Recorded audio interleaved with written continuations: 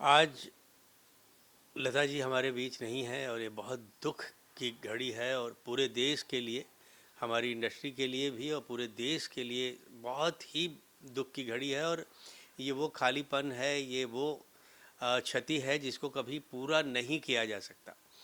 लता मंगेशकर एक ही थीं, एक ही हैं और एक ही रहेंगी। उनके जैसा न कोई दूसरा पैदा हुआ, न दूसरा कोई होगा। वो आज हमारे बीच नहीं है, मगर उनके द्वारा किया गया काम, उनके द्वारा उनकी जो बातें हैं, उन्होंने जो सीख हम लोगों को दी है, उससे हम हमेशा प्रेरित होती रहेंगे और कुछ न कुछ उसे सीख के आगे बढ़ते रहेंगे। आने वाली पीढ़ी को उनसे सबक सीखना चाहिए, उनसे सीखना चाहिए कि एक महान सिंगर बनने के लिए, एक महान व्यक्तित्व अपने आप में लाने के लिए क्या क्या करना चाहिए। उनकी किताबें पढ़ें, उनके बारे में पढ़ें, उनके गाने सुने लोग। और पूरा देश आज दुख की घड़ी से गुजर रहा है और ये ऐसा दुख है जिसको किसी भी तरह से पूरा नहीं किया जा सकता, जिसकी क्षति कभी भी कम नहीं हो सकती।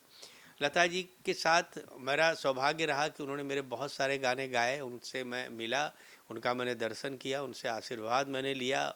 बहुत कुछ उन्होंने मुझे बताया जीवन में, उनसे बहुत कुछ सीखा है मैंने। और आज हमने जो कुछ भी उपलब्धि हमको हुई है उसके पीछे उनका बहुत बड़ा हाथ रहा है। क्योंकि जब आप किसी भी महान कलाकार से मिलते हैं तो केवल उसके काम से नहीं, उनकी बातों से, उनकी सीख से आप बहुत कुछ सीखते हैं। और ये तमाम गुण जो था वो लता मंगेशकर में था। वो जब भी अपने किसी करीबी से मिलती थी तो उनसे, वो एक ग्रेट फिलासफर थी, वो एक, उनको जीवन में एक कमाल की ह्यूमन बीइंग थी। लोगों के बारे में आज तक, आखिरी दम तक जो नए सिंगर, चाहे वो इंडियन आइडल के हों, सारेगामा के हों, उनके बारे में सुनती थी, उनकी तारीफ़ करती थी। कभी भी उन्होंने ये सोचा ही नहीं कि उनसे बड़ा कोई दुनिया में नहीं है। वो हमेशा अपने आप को छोटा करके ही दिखाती थी, यही उनकी महानता थी। मैं तमाम लोगों से प्रार्थना करता हूँ कि उनकी आत्मा की शांति के लिए प्रार्थना करें, उनके घर वालों को इस दुख की घड़ी से गुजरने के लिए प्रार्थना करें। और मैं उन तमाम लोगों का बहुत आभारी हूँ जो लता मंगेशकर के लिए प्रार्थनाएं कर रहे हैं, जो उनके लिए दुख की सभाएं कर रहे हैं। क्योंकि यही वो वक्त है कि हमको उनको कुछ देना है, हमको उनको श्रद्धांजलि देनी है, हमको ईश्वर से प्रार्थना करना है कि उनको ईश्वर जो है शांति दे, उनकी आत्मा को शांति दे। ऊपर के लेना, चेहरे का क्लोज हो गया, बस सिर्फ चश्मा लगा ली।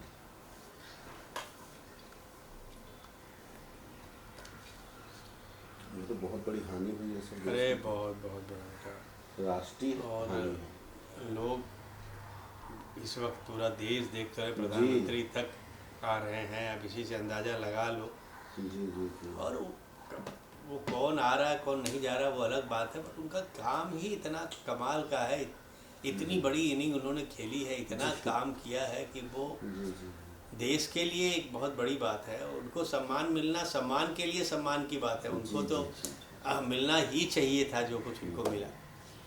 उन्होंने 1942 से उन्होंने डिग्री किया, 42 में। वो 28 कब में उनका जन्म हुआ था, 1929 में। क्योंकि मेरे पिताजी 30 में पैदा हुए थे। अच्छा। वो 29 में हुई है।